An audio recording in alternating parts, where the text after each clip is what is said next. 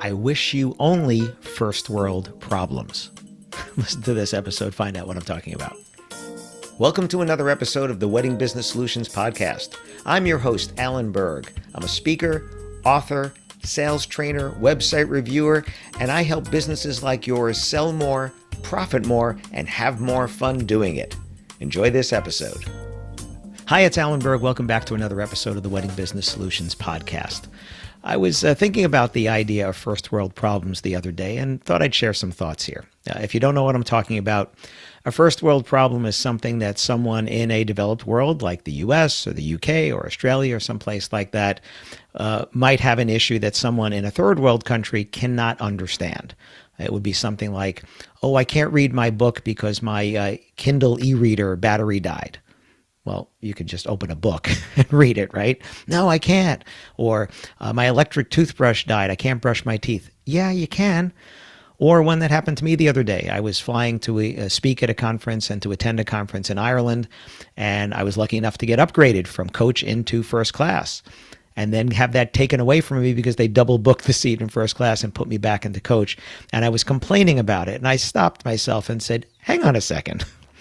First of all, you're flying in a metal tube and going across the Atlantic to another country. That's a privilege right there. You were moved from the back to the front and then back to the back where you would have been anyway. So what is the problem here? And that's a first world problem. And I started thinking, how many of the things that we run into on a daily basis, weekly basis, monthly basis, are really just first world problems, just things that you would have trouble explaining to someone in a third world country. For instance, try to explain to someone what an appetizer is if they're worried about eating at all today, right? And you're saying, oh, that's the food we're going to eat before we eat our main meal. Or a dessert, oh, that's the food we're going to eat after we eat our meal. When there are people that don't have a meal at all today, right? You can't explain that to them. That's first world country, first world problems. So what are the problems that you're running into on a daily basis? And how many of them, if you step back, you're like, really, I have nothing to complain about here, right? And I'm not saying we don't have problems. We definitely have problems. We have a lot of staffing problems in the wedding and event industry because of what happened during the pandemic. There are supply chain issues. There are inflationary issues and things like that. Definitely things like that. But in the big scheme of things, if you have a roof over your head and food on the table and you're healthy, then you don't have any big problems. Because I always say the first thing, my first priority is my health. Because without my health, I'm not good to anybody else. And then it's, of course, the health of my family and my friends and going down the line there. But a good friend of mine, unfortunately, who passed, Andy Ebon, said, when you're healthy, you have 100 problems. And when you're not, you have only one. And if you've been there like I have and many people I know have, then you know what it's like to only have that one problem that you're worried about, which is your own health. So thinking about these first world problems, I know this is, maybe it's a little bit of a funny topic here, but when I hear people complaining about certain things and sometimes I step back and like, really? Really? Is that a big problem? Or is that just a little bit of an annoyance right now? Because we can make it into more. We can make these things into more. And that's where a lot of problems do happen in relationships, business relationships, personal relationships, right? Within your business, with your employees and people that we work with, and then families and friends and so forth. We make them into bigger things than they are, right? I've said, and those of you that get happy birthday messages from me, I say that you can't help how people and things make you feel, but you can control how long you feel that way.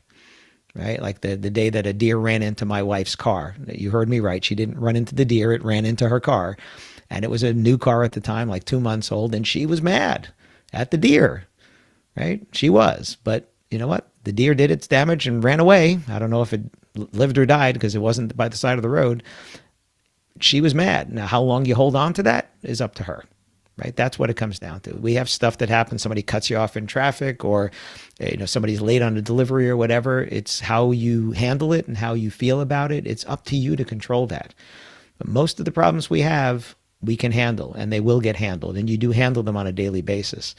Something that bothers you a lot today might not have bothered you yesterday because of other things that are happening.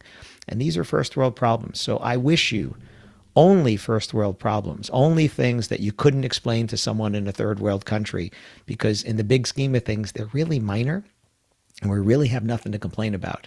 And as another year comes to a close and another crazy year here, I wish you next year nothing but first world problems. Thanks for listening.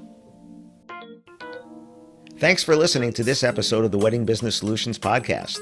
If you liked it, please subscribe to this channel and post a review on your chosen platform, Apple Podcasts or whichever one.